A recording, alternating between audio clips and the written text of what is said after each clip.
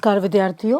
अभी हमने पिछले पाठ में पिछले जब समता आंदोलन मैंने पाठ पढ़ाया था तो आपको मैंने किसानों के आंदोलन के बारे में बताया था और आपको बोला था कि आप टीवी चैनल देखें और किसानों के आंदोलन, किसानों ने क्या क्या आंदोलन किए, उन्होंने किस प्रकार से, अभी दिल्ली में भी हम देख रहे हैं बहुत सारे किसान बहुत आंदोलन कर रहे हैं, उसके बारे में आपको जानकारी इकट्ठी करने के लिए कही थी।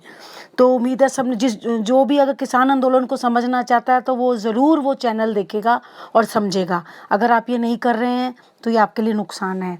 दूसरा, भी हम जो किसान आंदोलन हमने पढ़ लिया, अब हम पढ़ने जा रहे हैं कि अभी हम इस पाठ के अंदर जो वास्तव में हमने पढ़ना है कि श्रमिक मेहनत करने वाले लोग, किसानों के बारे में हमने पढ़ लिया कि उन्होंने क्या क्या आंदोलन किया, श्रमिक क्या आंदोलन करते हैं, श्रमिकों ने किस प्रकार से अपने संगठन बनाए। तो यहाँ पर हम दो पिक्चर्स देख रहे हैं। सबसे पहले हम यहाँ पर एक ही इंसान की लेकिन दो पिक्चर है। श्रमिक संगठन के बारे में पढ़ने से पहले सबसे पहले हमें पता होना चाहिए श्रमिकों ने क्या किया। 19वीं शताब्दी के उत्तरार्ध में क्या हुआ, भारत में कपड़े मिले, रेल कंपनियां जैसे उद्योग शुरू हुए। श्रमिक वर्ग को बड़ी मात्रा में उदय हो रहा था, उदय नहीं हुआ था। फिर भी इस अवधि में श्रमिकों की समस्याओं को हल करने के प्रयास किए गए। शशिपथ बनर्जी, नारायण मेधाजी लोखंडे, जिनकी हम फोटो यहाँ देख रहे हैं, इन्होंने स्थानीय स्तर पर श्रमिकों के संगठन बनाए थे। लोखंडे जी ने श्रमिकों को लेकर इतना उल्लेखनीय कार्य किया कि उन्हें भारतीय श्रमिक आंदोलन का जनक कहा जाता है। इस चीज़ को याद रखेंगे, भारतीय श्रमिक आंदोलन का उनको जनक यानी पिता कहा जाता है। उनके बिना यह आंदोलन असंभव था।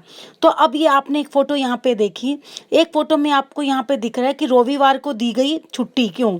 तो आपको पता है नारायण मेधाजी लोखंडे जो थे कान्हेसर गांव के निवासी थे। यह गांव कहाँ था, पुणे जिले के सासवड़ के पास है। तो सासवड़ आपने नाम सुना है।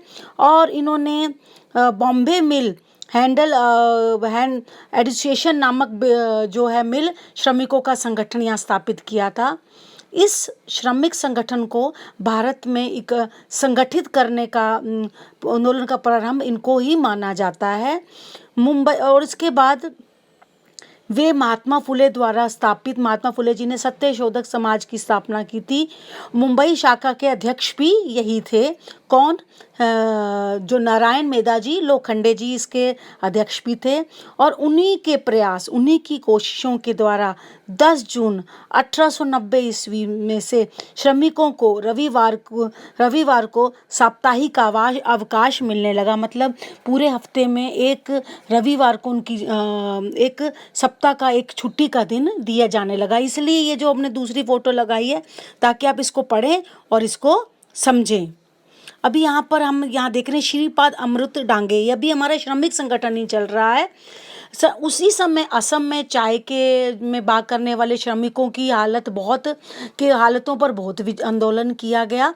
सन 1899 ईस्वी में ग्रेट इंडियन पेनिसुलर के रेल कर्मचारियों ने अपनी मांगों को लेकर हड़ताल कर दी।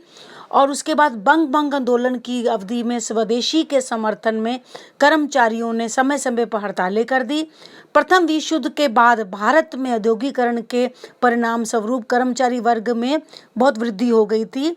तब कहीं जाकर राष्ट्रव्यापी श्रमिक संगठन की आवश्यकता महसूस होने लगी। इस आवश्यकता का परिणाम क्या हुआ, 1920 में all India trade union Congress मतलब आईटेक की स्थापना की गई। कब स्थापना की गई, सन 1920 में। आईटेक के कार्यों में जोशी जी का उल्लेखनीय योगदान है। लाला लाजपत राय आईटेक के प्रथम अधिवेशन के अध्यक्ष थे। उन्होंने कहा था कि श्रमिकों को राष्ट्रीय आंदोलन में सक्रिय सहभाग लेना ही चाहिए। श्रमिक वर्ग में समाजवादी विचारों का प्रसार करके उन्होंने संगठन का कार्य किया। श्रीपाद अमृत डांगे, जिनकी फोटो हम यहाँ पर देख रहे हैं, और इन्होंने समाजवादी नेताओं ने बहुत कार्य किया। सन 1928 ईस्वी में मुंबई के मूल श्रमिक, जो मुंबई में रहने वाले जो मिलें थी, उन श्रमिकों ने 6 महीने हड़ताल की। कभी 1928 में ऐसी अनेक हड़तालें जो है रेल कर्मचारियों पटसन कर्मियों ने की। श्रमिक आंदोलनों की बढ़ती शक्ति को देखकर ब्रिटिश सरकार यानी अंग्रेजी सरकार बहुत डर गई और उन्होंने इसको दबाने के लिए बहुत से कानून बनाए।